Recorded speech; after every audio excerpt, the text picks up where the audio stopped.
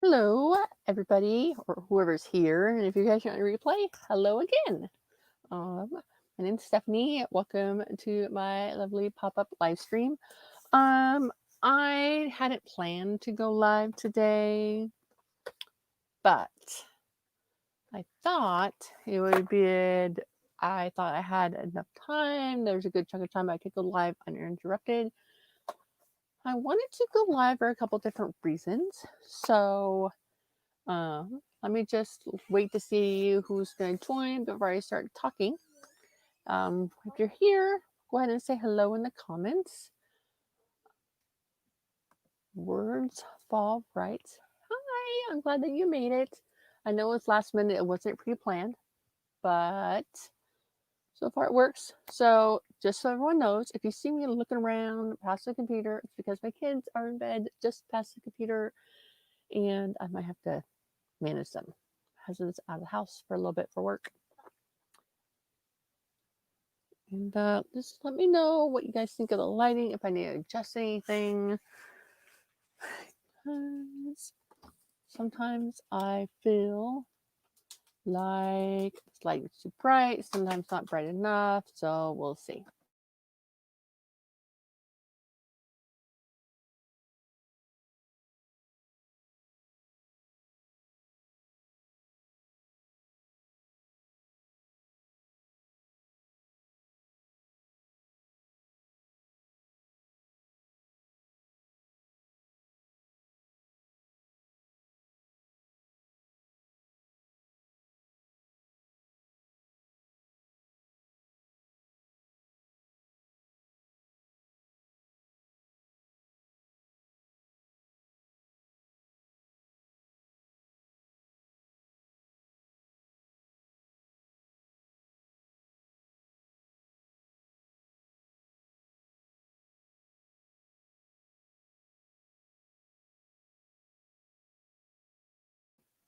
I just realized I was on mute.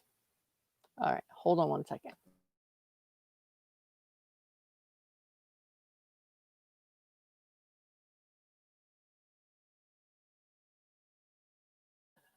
All right. Okay, I'm unmuted. I accidentally hit the mute button. So sorry. I'm trying to do like 20 things at one time. Let's hope. Yeah, guys, sorry again. All right. So the reason I wanted to do a little pop-up live stream was one, um, my book releases in 9 days. Right now, you can get the book on pre-order through Amazon. And you can also find it through most other ebook retailers like iBooks, Google Play, Kobo, Barnes and Noble, things like that. But it will not be available for paperback until it releases officially. And the day that it will be released is October 26th. So not today, not the day after tomorrow, Monday, but the following Monday it will be released.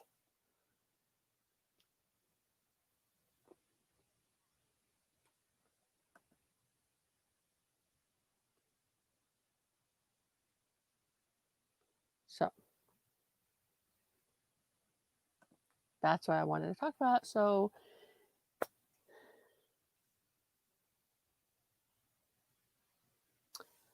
if anyone has any questions about the process, about right, doll, yeah, that's exciting. And I want to tell you guys a little story, a funny story about me getting my book published, but I'll say that for a little bit later.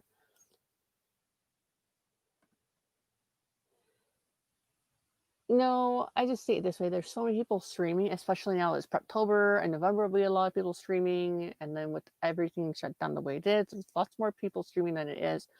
So it's really a hard time to figure out what is a good time to stream where it doesn't interrupt with anyone else.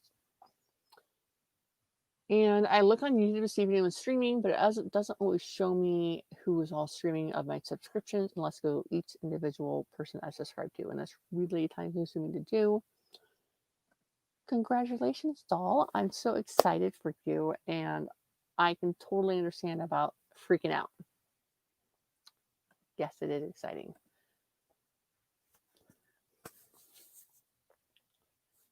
So the premise of my book is that it centers around the oldest of 3 children. These 3 children have spent the last 5 years spending time between their mom and dad's houses, 2 hours apart because they are in a divorced, separated family. No big deal. So one weekend it all changes. They're at their dad's for a weekend visitation and their mom doesn't show up. Where's mom? No one knows. We don't know where she's at. But we're gonna, we're just gonna wait and see what happens. A few weeks goes by, and their dad tells them some disturbing news about their mom. So then they have to stay with your dad. Throughout the story, bad things happen to the 3 children. Like they have a bad thing happen, and then good news and bad news and good news and bad news, and it goes on like this for about 6-7 years until they finally find out what exactly really happened to their mom and why their dad did not tell them exactly what happened. I don't really want to go into more detail about what happened to their mom because that's kind of like the plot twist of the entire story.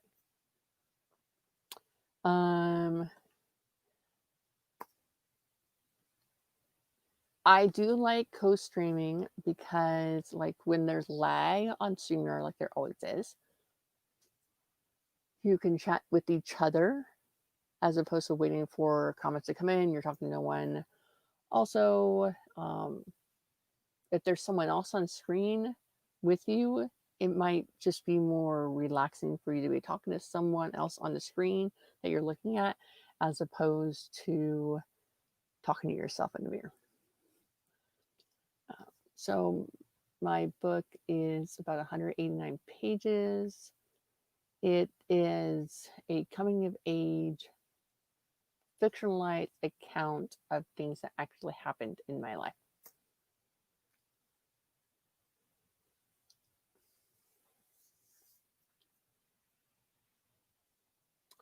I've actually never written a short story. I've written like long short stories, so more like novelettes than short stories. And I've written novels, but I've never actually written a short story. I think that might be hard for me to figure out how to put whole story into one, or whole plot into a short story.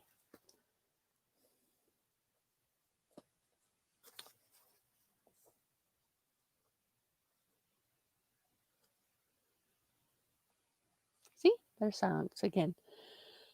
So let's see here. I did order a proof copy of my book, but I don't have it because the cover on my proof copy is not the cover that is being released to the public in 9 days. Is had one cover, and then I had a cover for the ebook, and I was going to have them separate covers because the cover I had for my ebook, the image, was not going to work for my paperback. So then I had to figure out a way to get an image that was going to work for both. So the image that is now on my Facebook page is the one that is available for anyone to see.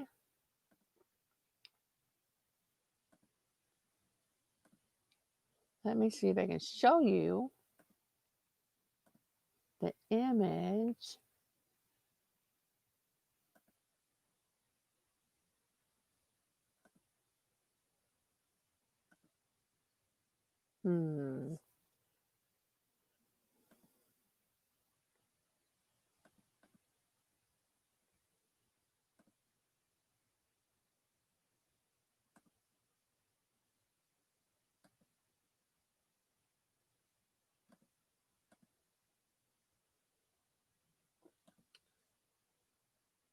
So that's the image of my book that you see on the screen right now. Let's see. I think I saw another question coming up. what was the inspiration behind this book? So,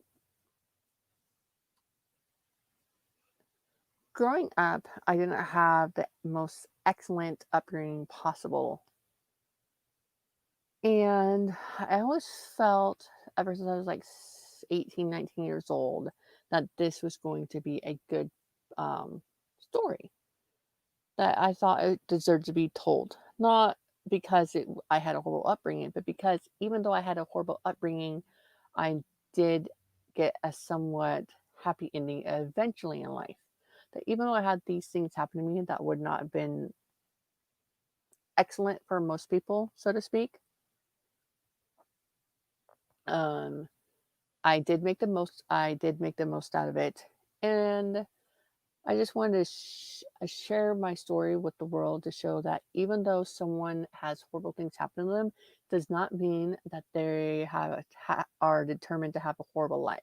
Does not mean that because their life was this way doesn't mean it cannot get better. What it means that even if you hit rock bottom, like once you hit rock bottom, you can't get any lower. You just got nowhere to go but up. So that's what my inspiration for the story came from.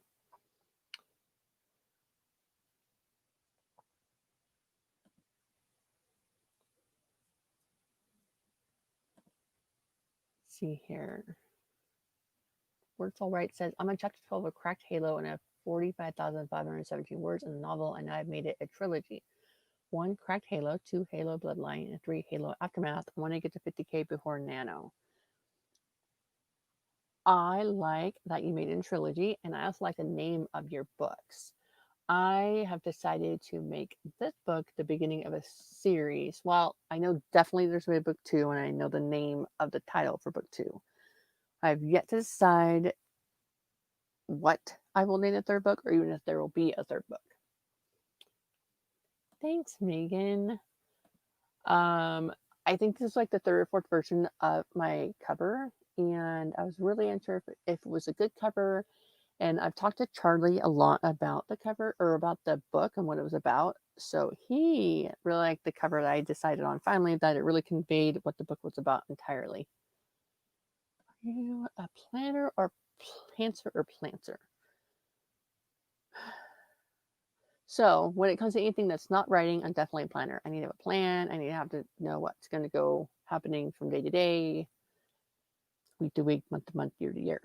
As far as writing goes, so the book that I'm publishing, I totally pantsed it. I just started writing from the beginning and wrote it out. But I realized that after like my second or third read through, there was a lot of like plot holes and things that make sense or things I mentioned and didn't talk about again. So my second book that I'm writing, I've already started outlining. It's not really like an outline. I'd like have note cards of certain scenes I want happening, but as far as what's in those scenes that are happening, I still have to write those. So I would classify myself as a planter.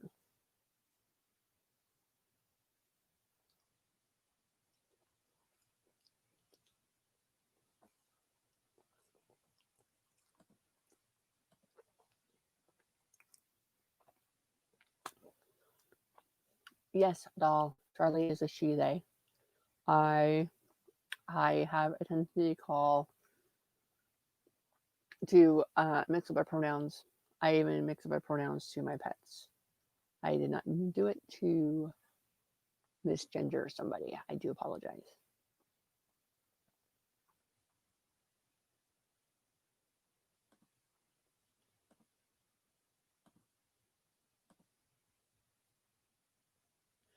No, yeah, Dolly, you're right. Yeah, Charlie is a she, they. Yeah. Megan, you would know better than I. Am I misquoting or misrepresenting? Does that make sense? Megan, if you hear, let me know.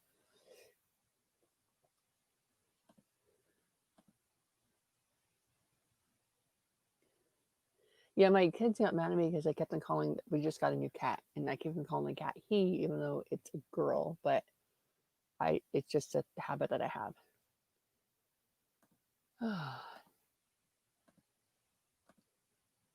Thank you, Megan. I was pretty sure it was a she, they.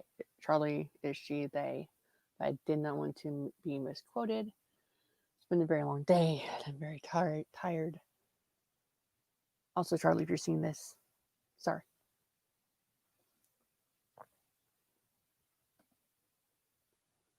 Birds of all rights is a planter also. And Doll says that she does the same thing. She mixes pronouns all the time. Her Finnish heritage does that to me. And in Finnish, he, she, they, all of them is just the word han. I'm going to pretend I know how to read that word, okay?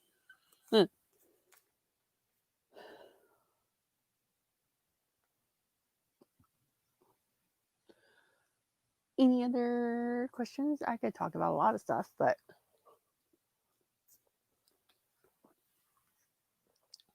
so I'm writing a book, right? I'm getting ready to publish it. I'm ready to like talk about it and stuff. Jackson, on the bed. All the way. Let's go. All the way on the bed. Thank you. And it didn't dawn on me until my husband says, "Oh, I told my friend Ben that you wrote a book. Him and his wife want to buy it and read it." I'm like, "What? Like, how? What? No!" Like, I started panicking.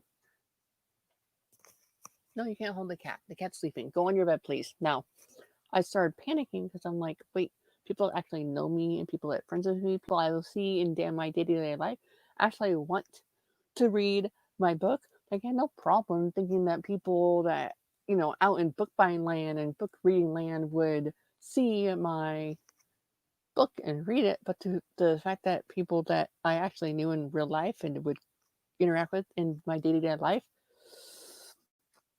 was like, what? Oh. So I've never actually been to Iceland or seen pictures of Iceland, but I'm I I picked the road because there's lots of traveling involved in the book. That's also why I did that.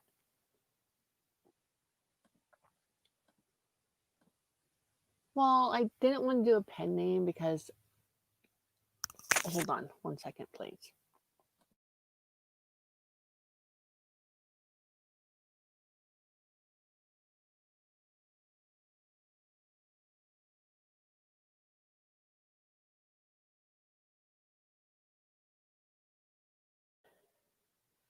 So I thought about pen name. I thought about different variations of my name, different pen names out there, and things like that. But I decided that if I was going to write a book and go through the trouble of writing a book, I'd want to say, "Hey, look, that's my name on the bookshelf."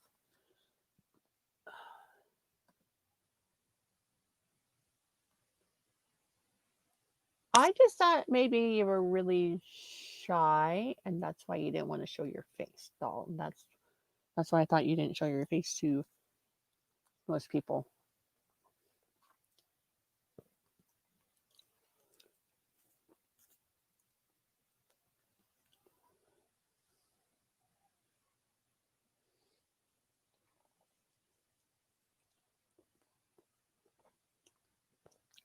I'm actually surprised so many people showed up to this pop up ice stream because it wasn't planned. Not really.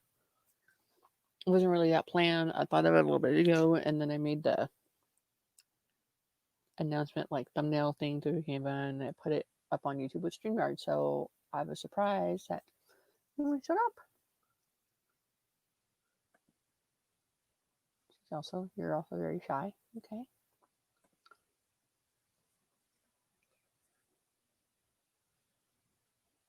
All right. Everyone has their own reasons, and that's okay. Um, I'm not gonna ask you to share them because obviously you have reasons why you want to keep your identity to yourself, and that's totally okay. But I do appreciate you being around so we can hear your lovely voice because I really do like the sound of your voice.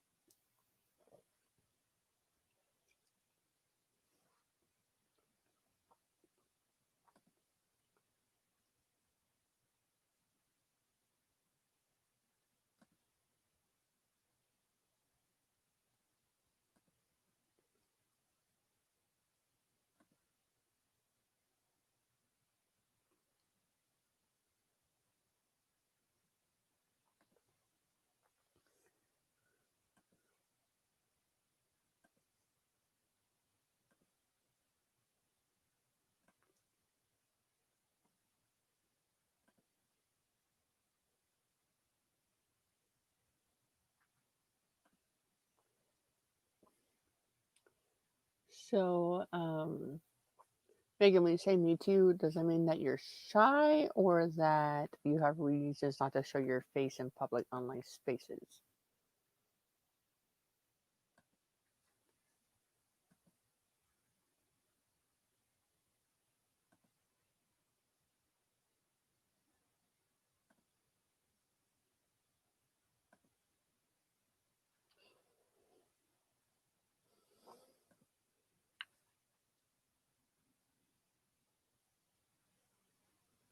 I This took me a while to figure out and pinpoint it. Even though my main character starts,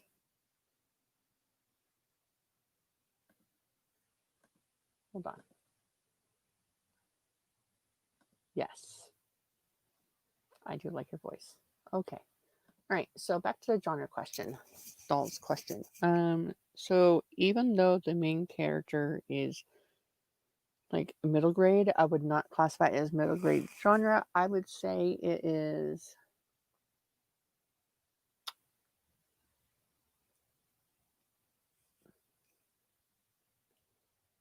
Sorry, I got distracted by the comments.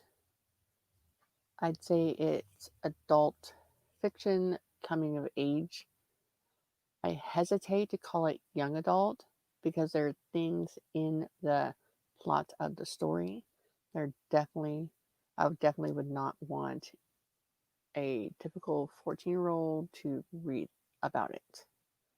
So, young adult slash new adult fiction, coming of age story. That's a lot of words. I need to better at describing my genre, I guess.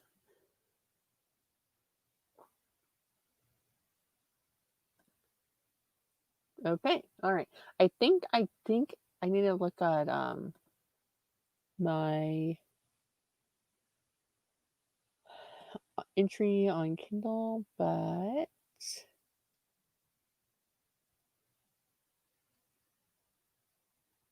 hmm,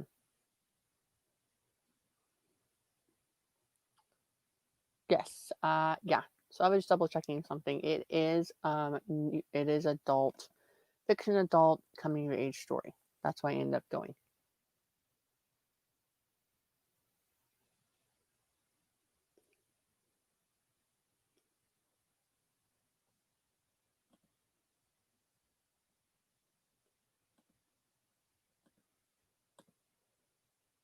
Yeah, I would say it's more contemporary because of the time period it's set in. It's not set in like it's not set so far back in the past. It's set in the 90s. So I'd say it's adult contemporary coming of age novel.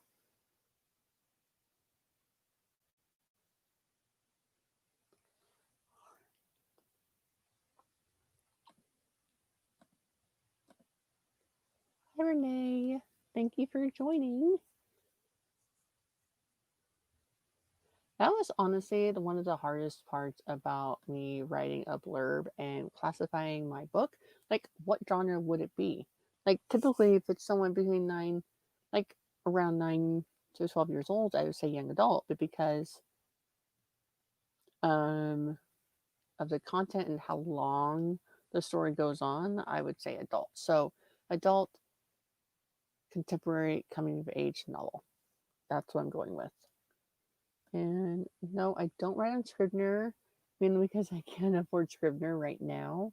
I had been writing Google Docs for the longest time, but as of last night, I did get Microsoft Office on my computer, so I'm going to be writing on that. I've tried a few different other writing programs, like I've tried Wavemaker, I've tried WideWriter, and I've tried those are the two other ones I've tried. I think I've tried another one or two. But the problem I have is like with YWriter, when I take it from the YWriter and move it over to a Word document, it takes all the formatting away. So I have to go through and like italicize anything that I'm going to be in italics. Which in my book that I'm getting ready to publish, there's a lot of inner thoughts from the main character, and so all those inner thoughts are italicized. So that was a lot of that would have been a lot of going back through and go and correcting it, or like where the prayer works are, where it's intended. I would have to go through and fix all that. I've heard lots of good things about Scrivener. I just haven't been able to use it.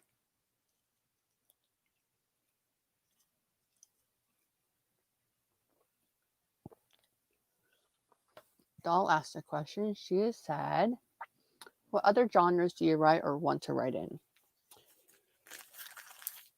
So this is my first book I've actually finished, but I have a beginning of a YA fantasy novel centered around magic.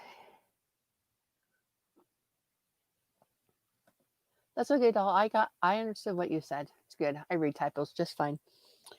I also have ideas for a romantic comedy and a mystery like a mystery series as well. I haven't really pinpointed what genre I want to consistently write in. I want to try my hand at writing a couple, 2, 3 different genres and see what works out for me for the best. I want to say I'm going to be a romance writer and like only write romance and not try to give other ones a try.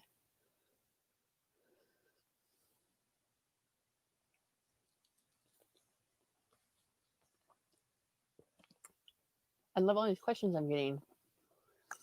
I am doing nano. I am going to be doing nano. I think I'm going to try my hand at a romantic comedy for my nano project. Just to see what I can come up with I have a premise for romantic comedy and I have ideas what I want to have happen in my romantic comedy novel, but I want to try to get a good chunk of it written. And if I do complete 50,000 words of a romantic comedy or romantic novel, I'd say that's a really good start.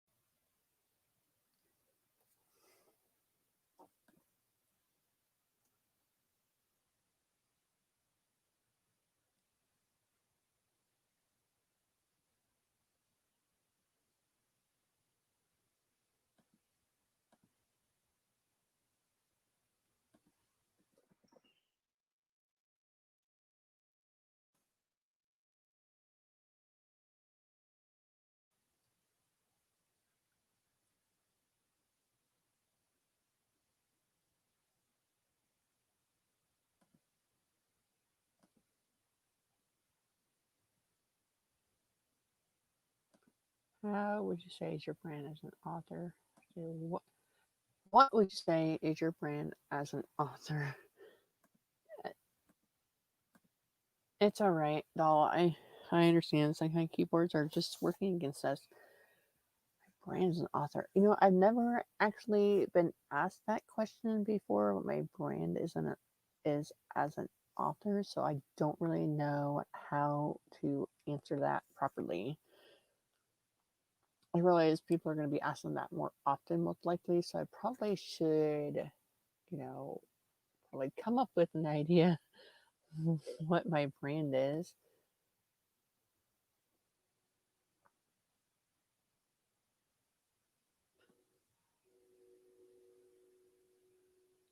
I don't, sorry, I don't really know how to answer that.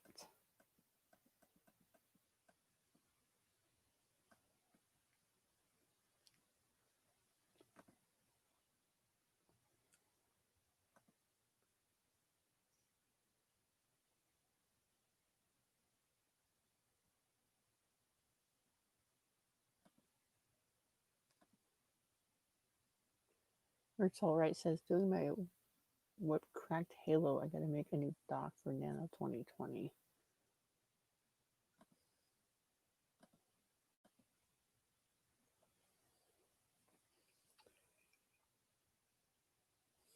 I'm trying to like put across through like my website I have and my thumbnails that I have for my not pop-up sprints, and like my image on my YouTube account page, writing account page across the top. It's lots of greenery because I'm Oregon. I've always been an Oregonian. My family came over an Oregon Trail from Salem. So I really like the smell and the feel of the trees after it rains. So that's the kind of the aesthetic I'm going for. As far as the brand, I'm not sure. I'll ask her next question is, what are your favorite themes to write about? Love, loss, and overcoming obstacles in life. That's what my first few ideas for novels that I have either written or am wanting to write are focused around. That not everyone that you meet in your life is there to support you, that even though you not everyone in your life is trustworthy, you gotta keep going. Sometimes you can only rely on yourself. That's what my first few books themes are surrounding overcoming obstacles in life. I think that's a better way to put it. I really like these questions you're asking me. They're really thought provoking. Thanks.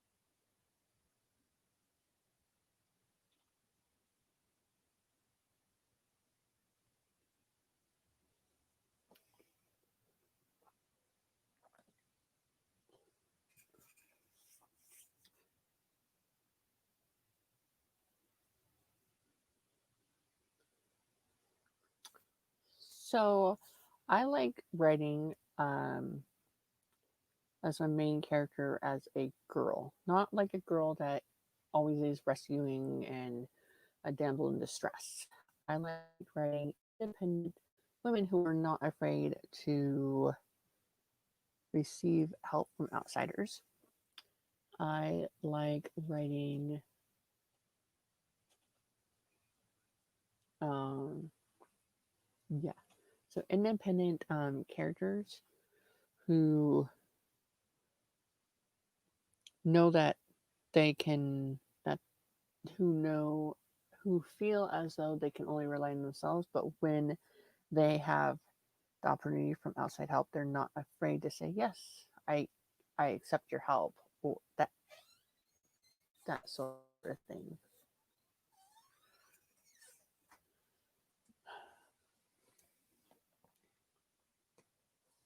My romantic comedy that I plan on writing is the two main characters both have disabilities, so I feel like that'd be really um, fun story to write.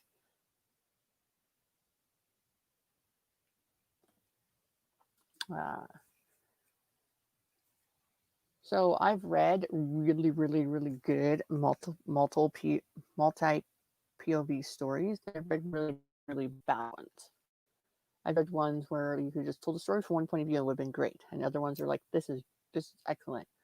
Oh, I do know that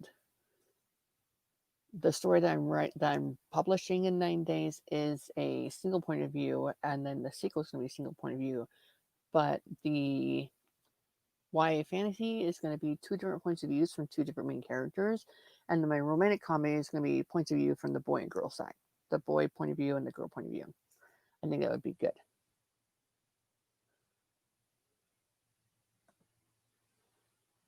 My kids are excited and thrilled that I finished my book, that I'm publishing it. In fact, I had not planned The last time I streamed with Charlie, we had talked about when I was going to be planning on publishing my book, and I had planned on not publishing it until November 15th. But then I was like, well, it's ready now, and the kids found out it was ready now, and so they jumped it down for like 20 minutes saying, publish it, over and over and over again. Lay down, Jackson, please. Now, thank you. So they're excited. My oldest daughter has read a good chunk of my book, and I've talked about stuff that I've been putting in my book off and on, so they're really excited about that. So I've seen, like, I've never actually written a story that has more than 2 pointed POVs, but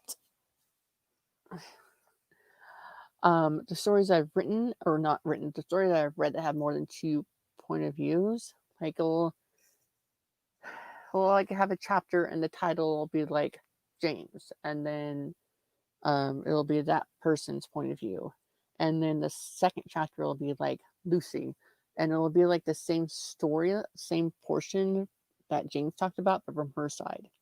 And then the same thing with the third point of view. I know it can get a little bit tricky when it's a lot more point of views than that, but that's what I've seen being done in other books, but I have not attempted on writing a book that has more than 2 point of views. I can talk, I promise. Yeah, I thought that was so cute too. Really cute.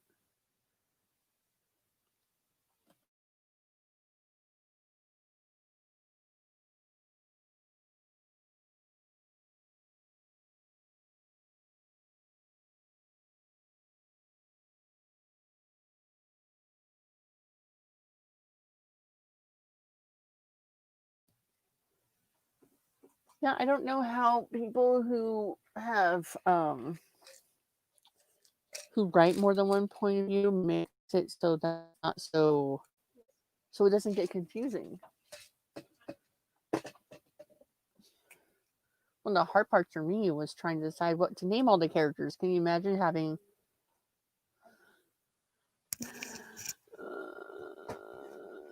of course not. I will be right back. I'll still be on screen, but I'll be right back. Think of some more questions to ask me, please, and I'll be right.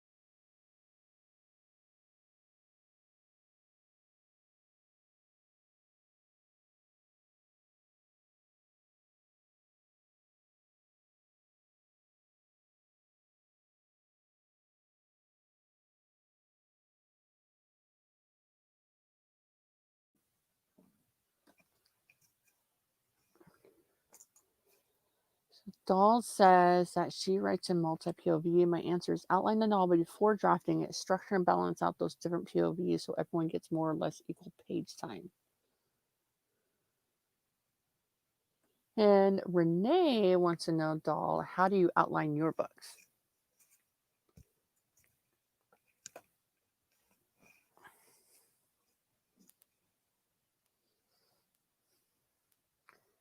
Yes, if I can.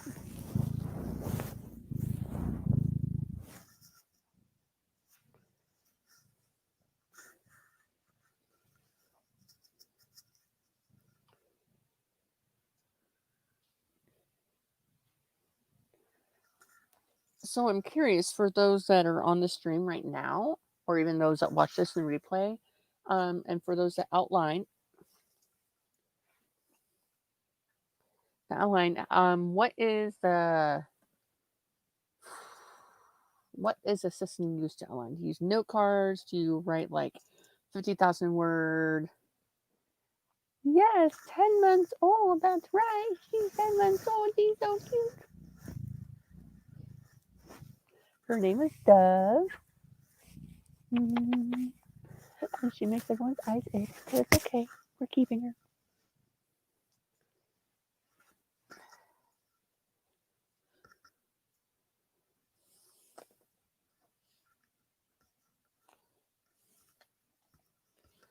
And she wants to eat my headphones, so yay.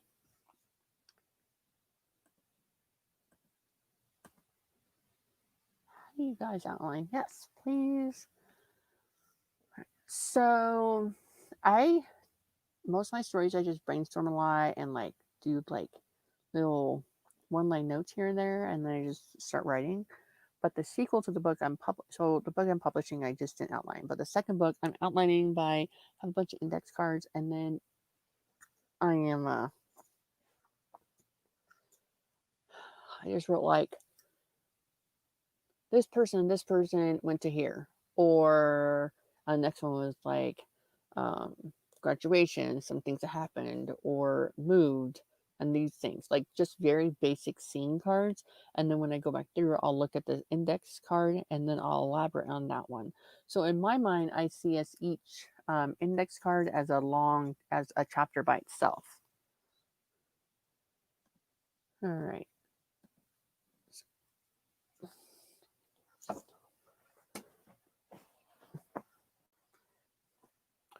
So Dahl says, I do a bullet point chapter by chapter outline at the end of the doc and make a chart with different color squares for each character and type in all the chapter numbers for each point of view.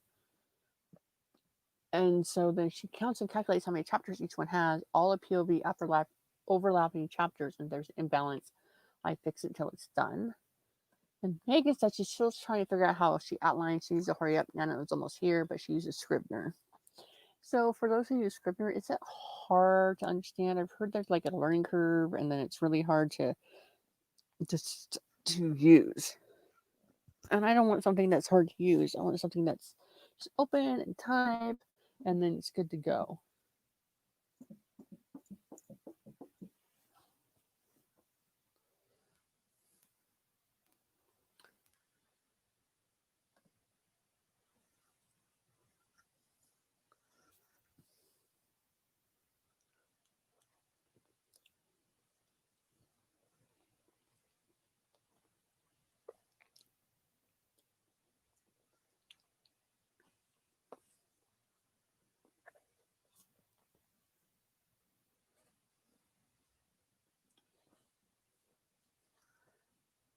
Renee says that it takes a minute to learn, but once you learn, it's very useful.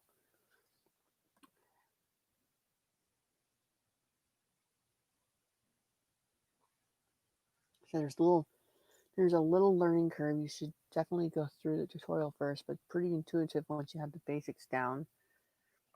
And Doll says also cat purrs. It was hard to type an answer with that fitness in the background. Do you mean feline or cuteness in the background? Yeah. She likes to wait till everyone's going to bed, and then she finally gets up from sleeping all day, and then she goes around and jumps on everyone's bed and meows pitifully, and I just try to contain her on my bed until at least a couple people are asleep. Cuteness, yes, very cute. Would you like to see her again?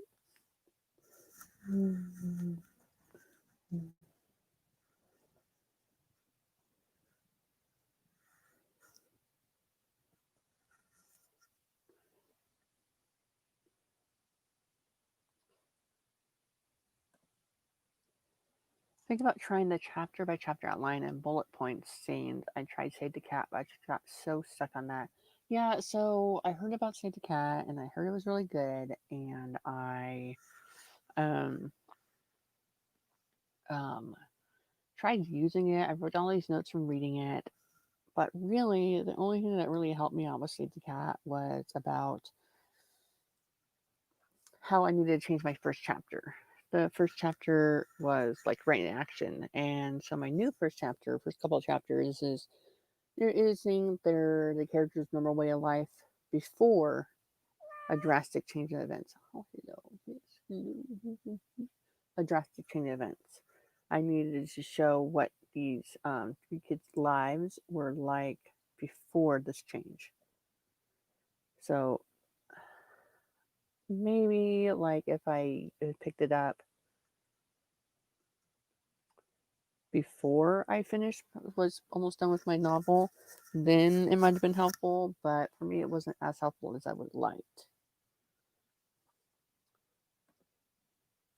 We're all just gonna get like fluent in Doll's keyboard typo language, and then it'll be fine.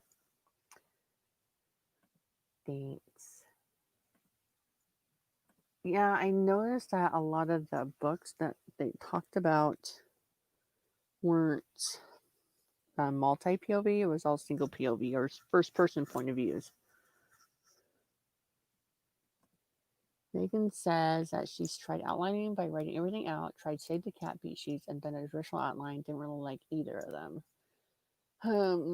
Megan, have you tried just like taking a stack of index cards, and each index card would just have one simple thing? Like, let's say you're writing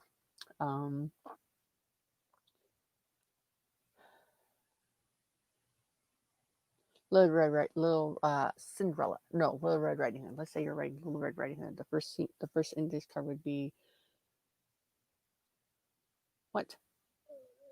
I know. So when Dad can see when he comes in the house, the first card would be something along the lines of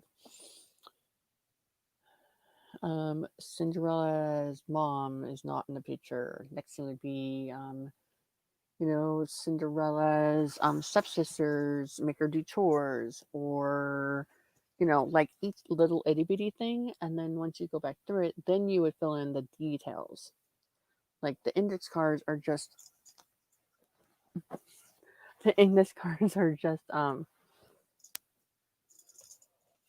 like big picture things, and then when you go back through and use the index cards, you would fill in all the minor details afterwards.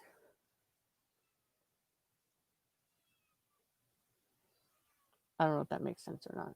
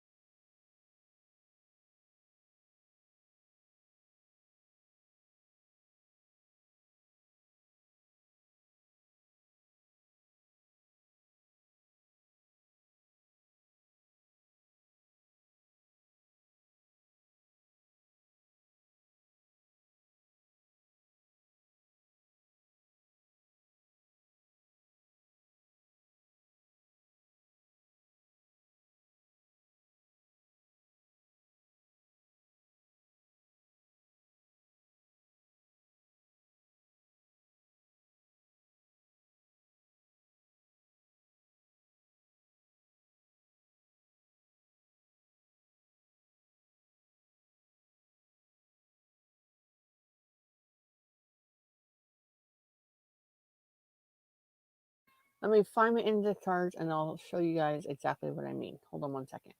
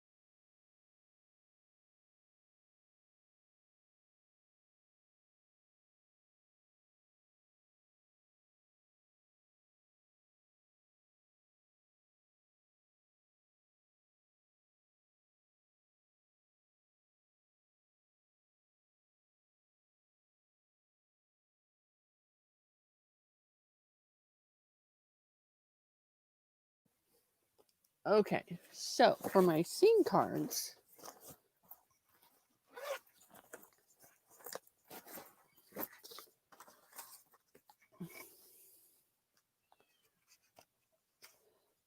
I'm gonna show you some of my scene cards from my second book that I'm doing. Okay, so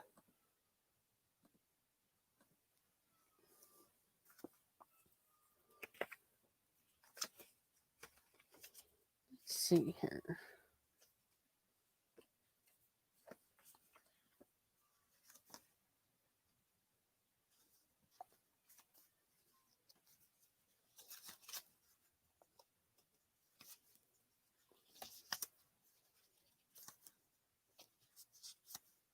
Okay.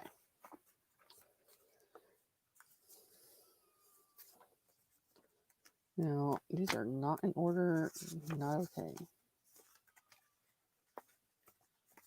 All right. So, I have like 20 scene cards, I think, right here. And each scene card is just a very minor scene. So, my first one, it just has a character,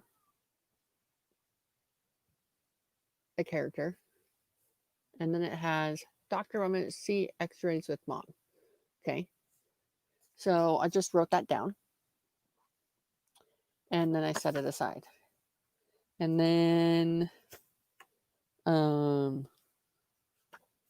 next card was like enrolled back at the school, and then October through this date, and then a couple other items like I mentioned someone's name, and then drums, hot top, going to mall a lot. Okay. Another one was like graduation scene, no voice, afraid to trip, took bus. There you go.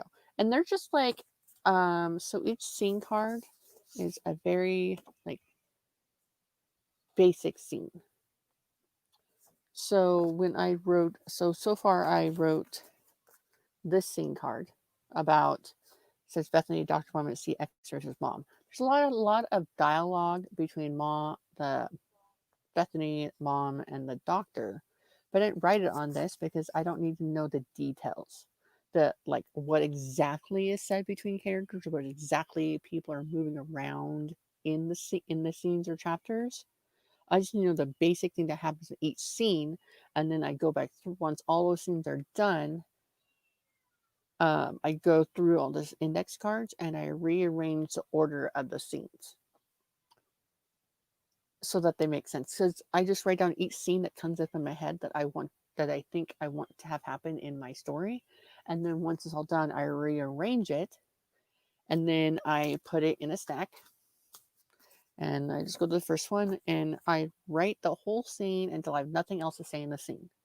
And so, for example, this Bethany doctor appointment, see X-rays with mom. I wrote like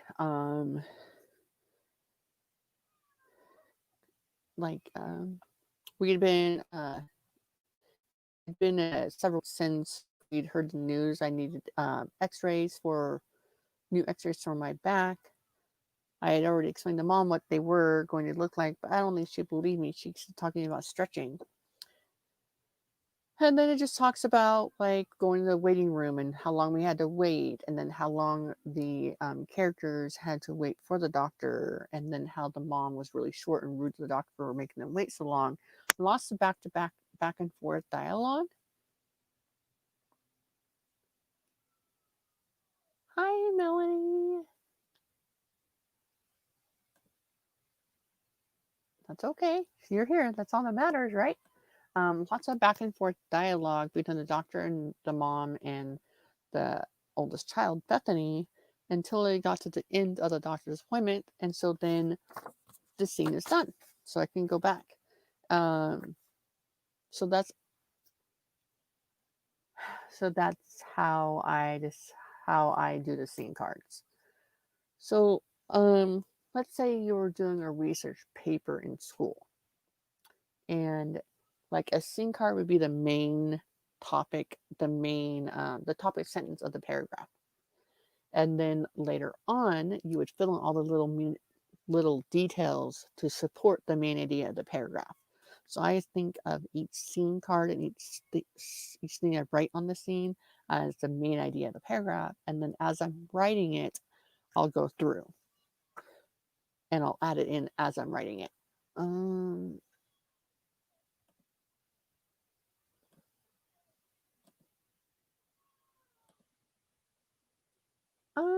I don't know.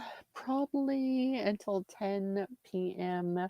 at the latest, my time on the West Coast. So 1 a.m. Eastern, 10 p.m. Pacific. You guys do all the time zone math there. Coming in while you're talking about scene cards, I'm currently outlining beat cards using Save the Cat.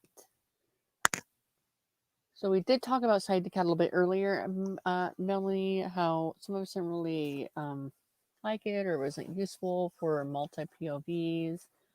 I've never been outliner for anything, even in school, so this is how I'm outlining index cards. Main topic, main idea of the scene or chapter, and then I'll go through as I'm writing it. After I arrange it, go through and write it, and rearrange it where it goes. So, like, let's see here. So on this one, this card right here, there's a lot of writing on it. Like the main topic says working with family rarely works. And then I have like 4 bullet points on this scene that supports why I feel in this scene it should be working with family rarely works. So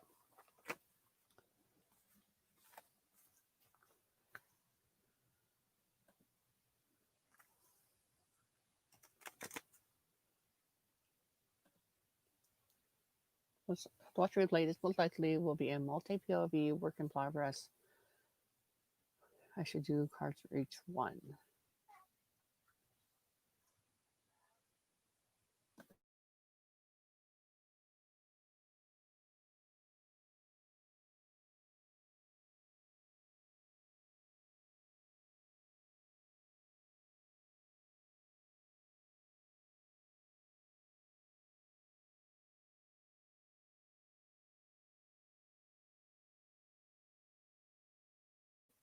Melanie, I've seen where like people take index cards of different colors, and any scenes with like James in it will all be one color, and Molly will be all one color, and Zachary will be all one color, and Brandon will be all one color. I'm making up names, but you see what I mean. Um, and so they'll take all issues that have this that are from this point of view of these different characters, and then um, rearrange it that way. So if you're doing a multi POV work in progress, you could do scene cards for each different point of view.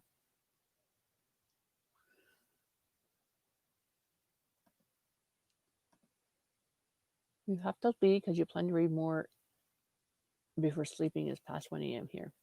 By all means, thank you for coming. Thank you for asking the questions that you did. They were really thought provoking. I appreciate it. And happy reading. And I will see you next time in the chats. Yeah, definitely color code. Like different characters have different colors. Definitely. Melanie said she'll message you about multiple later.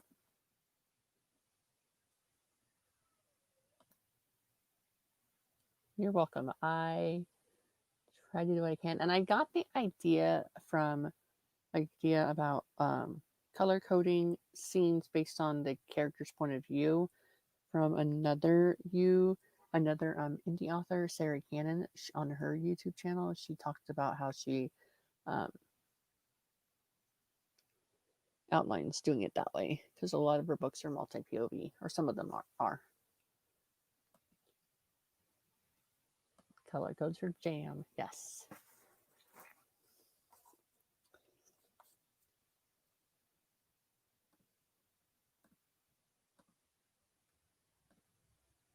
Okay, I have a question for all of you here in the chat.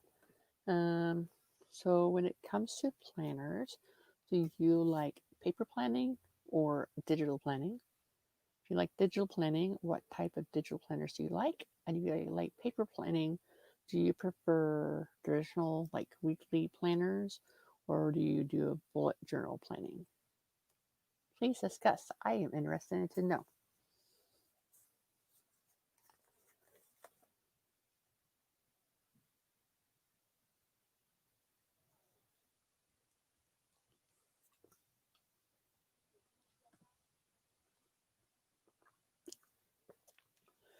Who are your favorite authors, Melanie? I'm curious to know.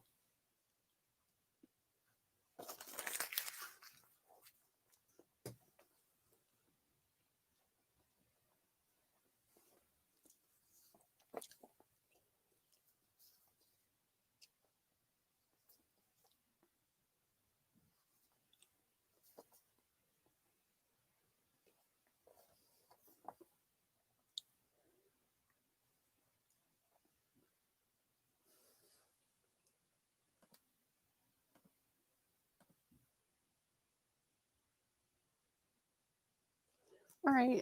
Good night, Megan. I will catch you in the next chat. And thanks for coming and thank you for the congratulations.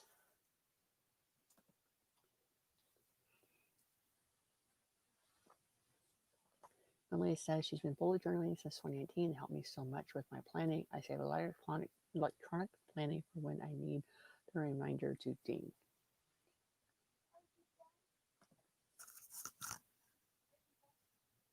Me? Almost. Why? Do I mean more quiet? Soon. Okay. Jared Ward, Black Dagger Brotherhood series. I've read books from Jody and I really like her writing.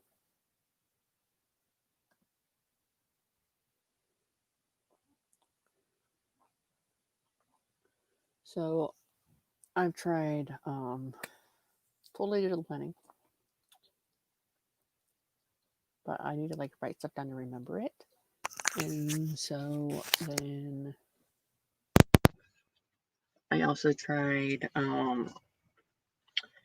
happy planners, which was great, except for I'm really indecisive, so moving stuff, being able to move stuff around all the time wasn't really working for me. And then I also tried different versions of the habit planner. And then I've been using a plum paper planner, but it's so heavy and thick and it's really heavy, to carry around. So I tried doing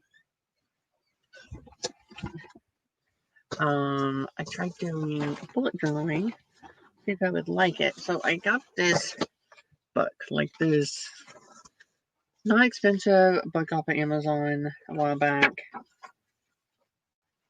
And I really like it because the pages are thick and it has numbers on the end. But as you can see, it was horrible.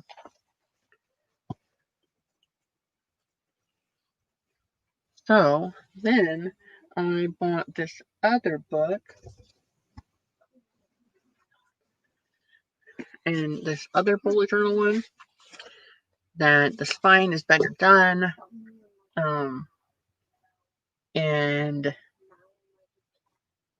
I liked it better. I like it better because the spine's better done. It feels more sturdy and quality is better.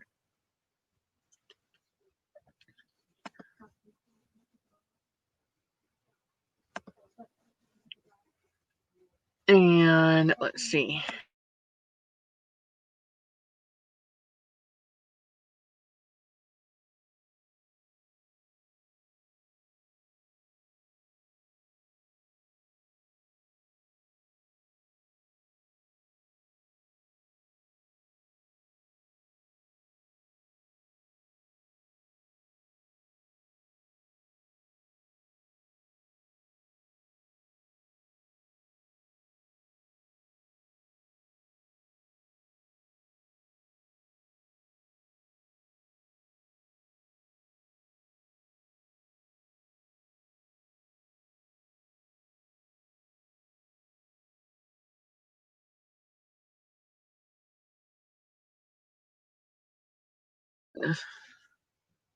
I'm getting tired. I thought I didn't even know my mute button was still on. I was going to say that I agree with you, Melanie, that I have a love-hate relationship with making my own spreads. I like having them there so I don't have to worry about doing it day to day.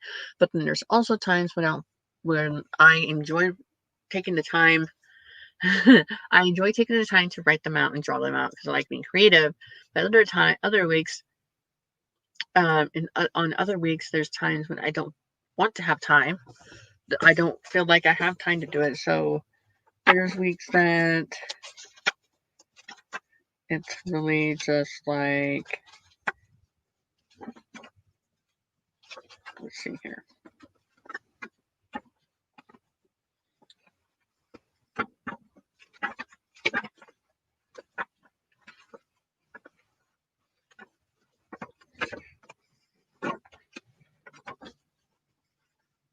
So some weeks are like this. They're all nice, spread out and even. Okay. Other weeks, they're like this, all scrambled up together. So this one it's quite a bit thicker than the other one. So I feel like I have more time to do them there. Because I do like my plum paper planner that I have. I like the way it's categorized.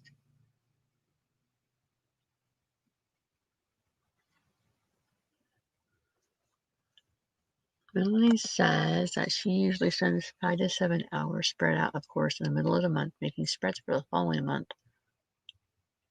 Ooh, that's neat. I've been doing it like at the last minute. So my favorite weekly spread I did. Let's see here. Oh, my favorite weekly spread had a column for appointments, a column for work-related things, and a column for gym, and then a to-do area and stuff for next week.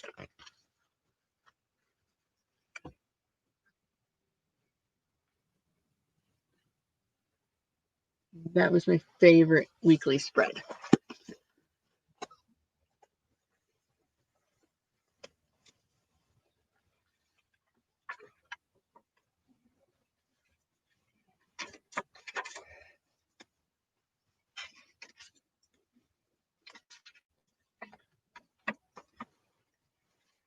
The most time-consuming thing about a bullet journal is sitting down to set it up because there's like the feature log with all the little itty bitty calendars thrown out. That was the most time-consuming. Thanks. Then, like, here's my June spread, my monthly calendar. I just drew it out. That was my first month I used it. As if you can't tell, I do like using color pens.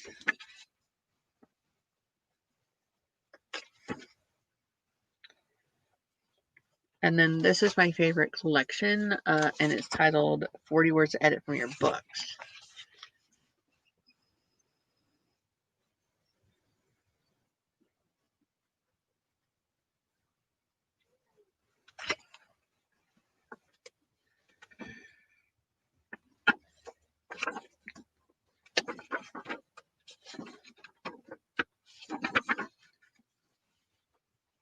And then here's my weekly spread from like June 22nd to 28th. Like, it's just this one page. So see, not super artistic, very basic, I feel.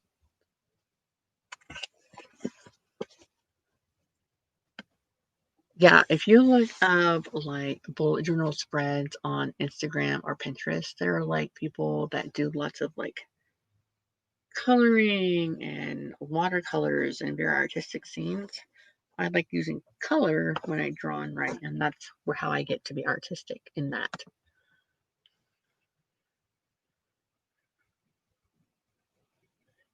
I had so many markers. I'm actually looking at Amazon now. I think I found a planner already for next year that I'm in love with.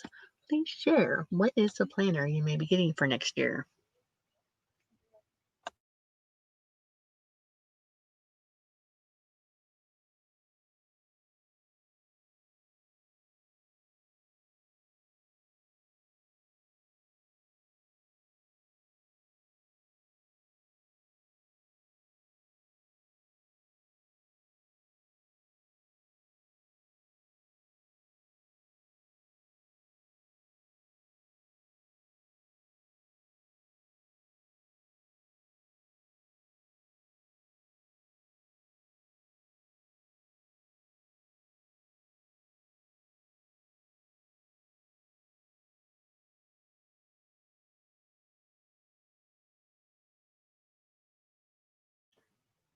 Yes, I agree that bullet journals ought to be all fancy. It was overwhelming when I looked at Pinterest and Instagram for ideas. But if you Google like or search on Pinterest or Instagram minimal or minimalist bullet journals or simple bullet journal spreads, that things of that nature, you have a lot of good ideas. Huh, I've never actually heard of that one. Yeah, I don't have calligraphy.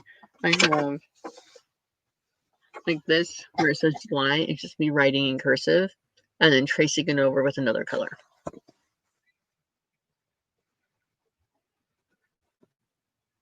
Like here's my another weekly spread where I just wrote it day by day as it came.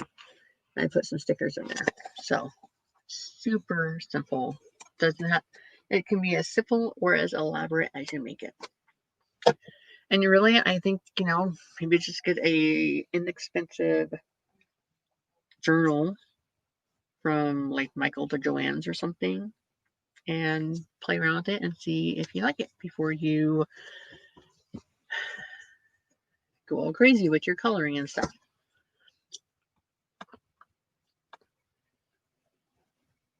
Oh yeah. My other planner I have the entire month of October every week is covered with stickers around like Saturday and Sunday because we don't do a lot of stuff on the weekends.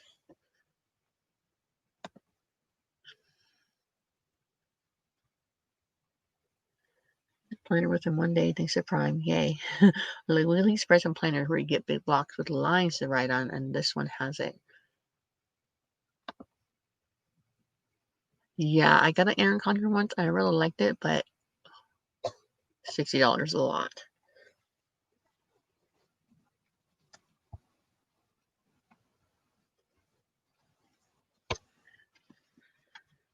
So the planner that I have is so like there's a lot of space that's in that you don't use when you don't use it every day.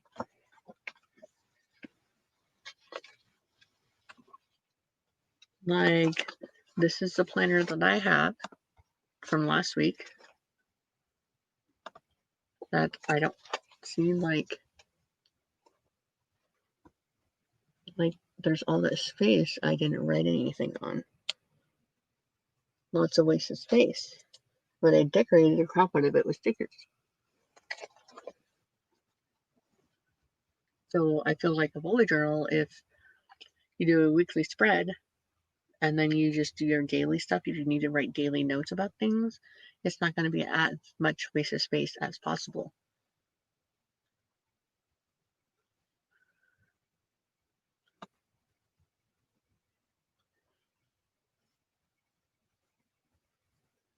Ooh, yes. I would love to see it. Pretty good. Pretty my daily reads. I'm going to skip the last few days. But see, like, there's a difference between spending $10 for this or $50 for this one or whatever. I don't feel so bad skipping space.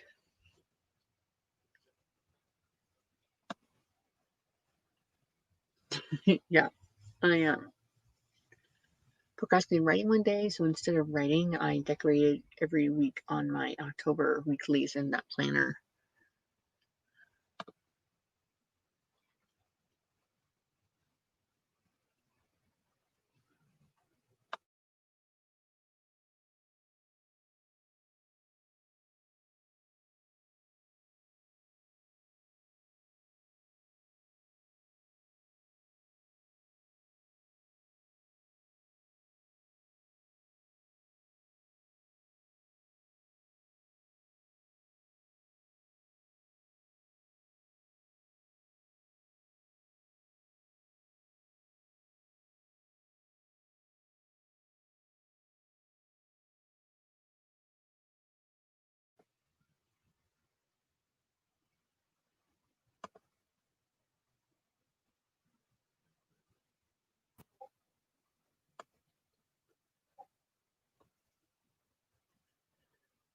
All right.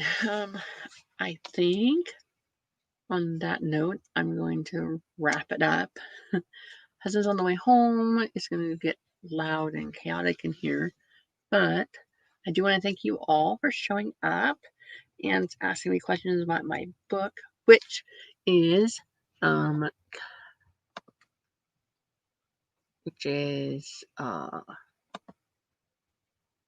coming out on, which is on pre-order right now. Or if you wanted to wait, you could do it. I can't think. You can pre-order now and it gets released on October 26th, or you could wait and get it pre-ordered, or get it not pre-order, but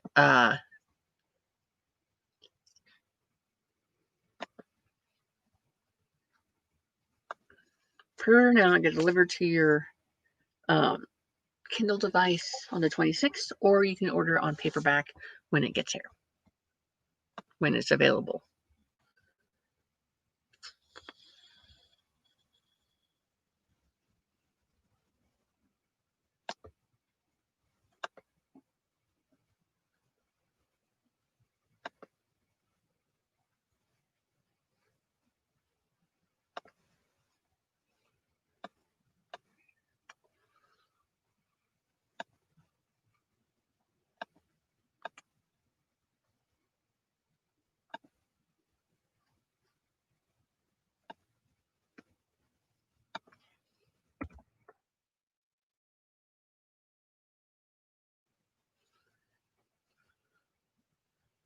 Thank you. I appreciate that.